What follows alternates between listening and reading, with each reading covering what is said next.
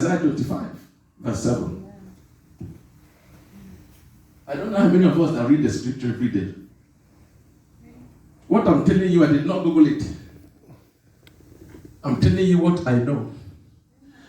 Isaiah 25, verse 7. Let's read because some people want to sleep now. And we have 10 minutes to go. 1, 2, 1, go. And he will destroy in this mountain the face of the covering cast over all people, and the veil that is spread over all nations. It's by prayer. There is a covering in the atmosphere. And the Bible says, in this mountain, which mountain? The mountain of prayer. The place of prayer. When the prophets wanted to pray, they go to the mountain.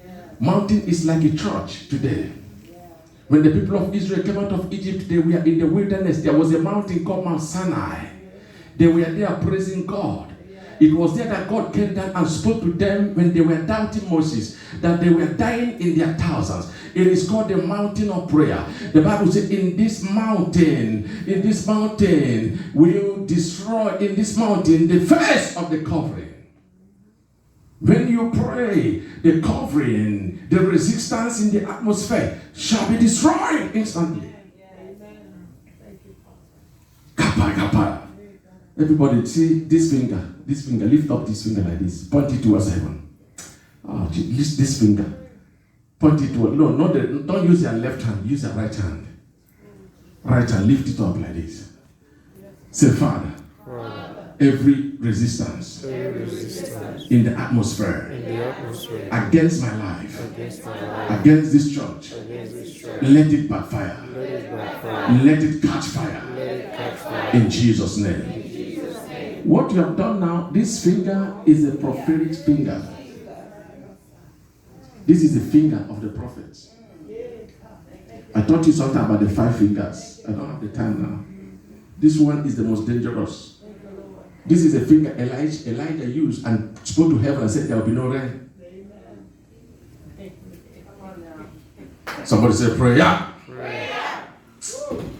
First Thessalonians chapter 2 verse 18. Well, I'm closing now. I can just go on and on. When it comes to prayer, I can preach this word for 2 years without repeating myself.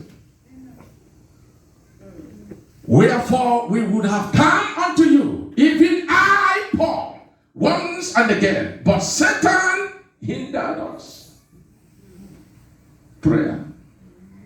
Paul was coming back to Thessalonians to bless them, to show them open doors. But who stopped them? Satan. Prayer. I wish some of you can come around my area one night and just listen. By 12 midnight, you will run away.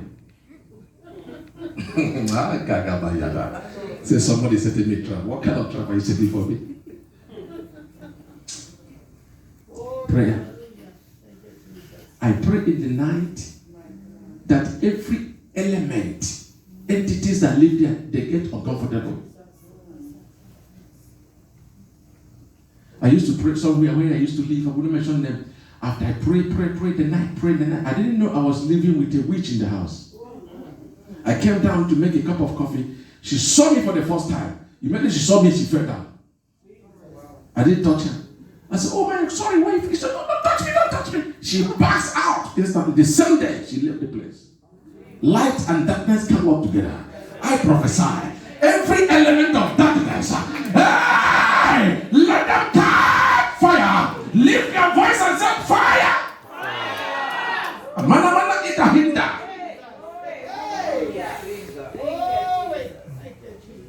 Somebody say prayer. I wish I had more time to teach. And I pray that the teachings will sink into our heart. Amen. It's not just hearing this, practice it. In our lesson, we are doing leadership training. They told us yesterday, set yourself a goal. Set a goal for yourself and say, I will pray at least an hour every day. There are some of you here, anointed people, but your problem is the inability to pray. Let me tell you something. Prayer is not easy. But you have to make effort to pray. You have to make an effort to pray. Sometimes you are sick, the doctor give you medication. Sometimes, personally, I don't like taking medication. But when you look at it and know that this is what you need, you make effort to take it. Somebody say prayer. Prayer.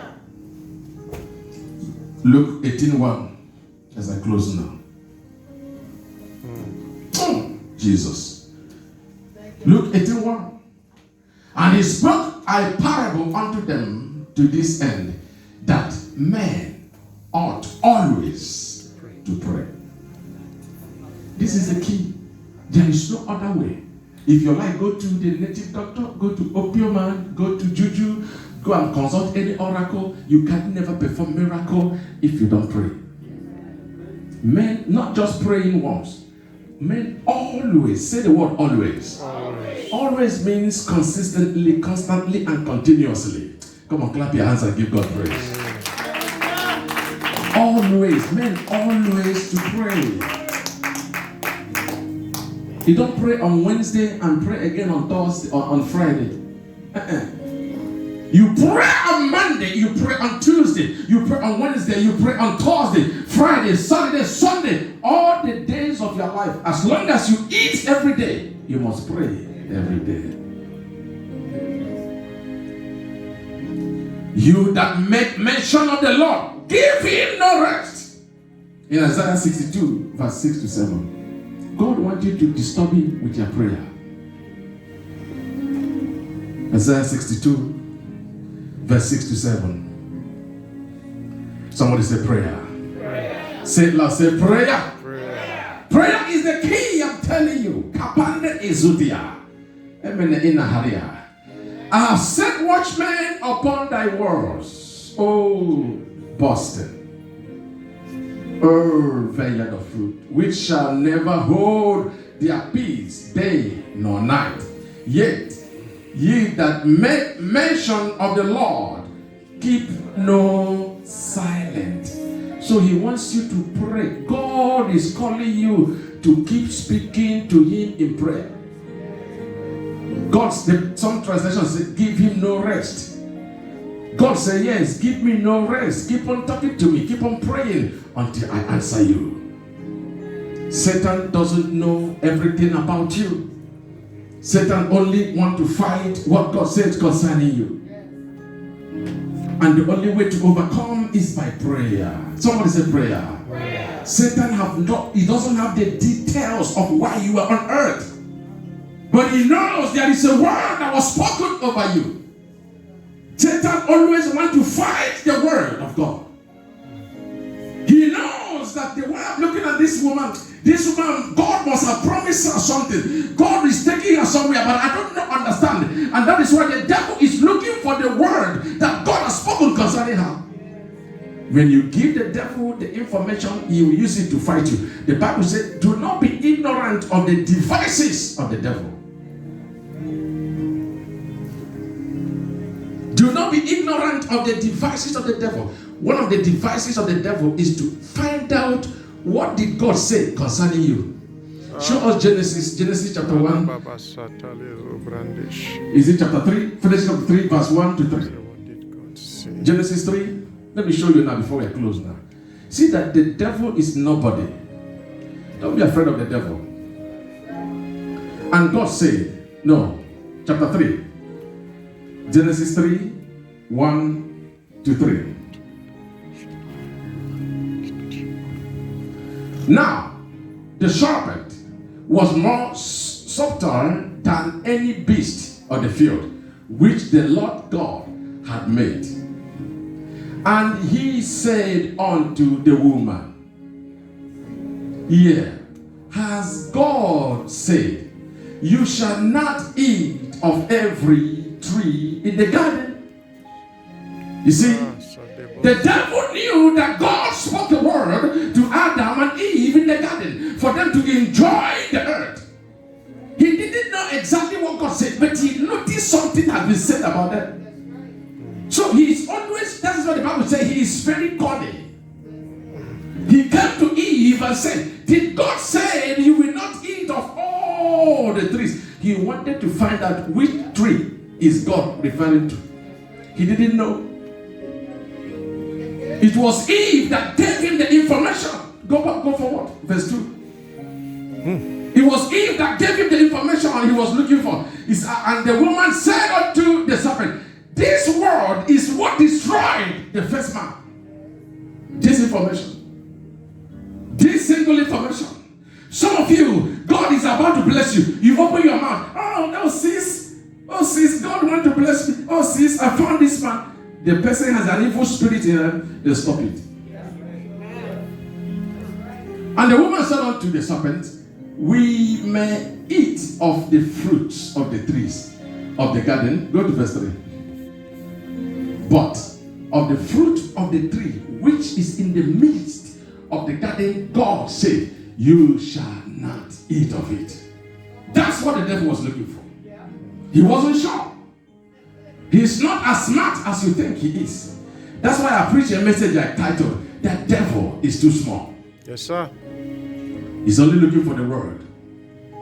If you go to verse 14 of Genesis 3, when God was placing a curse to say to the serpent, God said, okay, and the Lord God said unto the serpent, because thou hast done this, thou art cursed above all cattle, and above every beast of the field. Upon thy belly shall thou go, and thus shalt thou eat all the days of your life. Go to the next verse 15. I want to show you something and I'm closing now.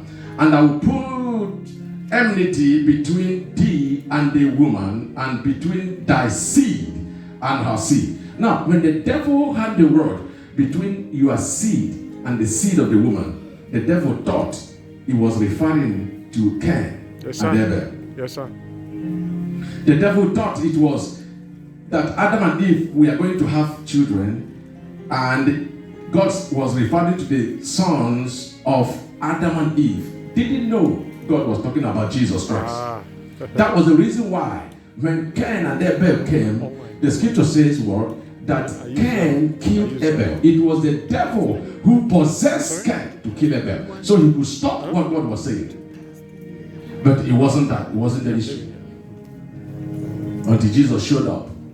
When Jesus showed up, the Bible said that the same devil rose again and possessed Herod to kill Jesus. He had no clue. He doesn't understand everything. He's always looking for what God has said concerning you. He's looking for what God said has concerning you. If you give him the information, he will use it against you. Some of you, God is about to release a blessing. Keep your mouth shut and pray to God in prayer. Stop telling everybody what God is doing. Stop telling everybody what your plans are. Stop telling everybody what you want to do tomorrow. Pray to God in prayer and seal your mouth. A lot of us, we talk too much. And you destroy your future, destroy your life. Let's rise on our feet and pray now. Somebody say prayer. Say prayer. Pamama elahum brodizita ita pray the dita. Lift your hands. Lord, release the grace of prayer.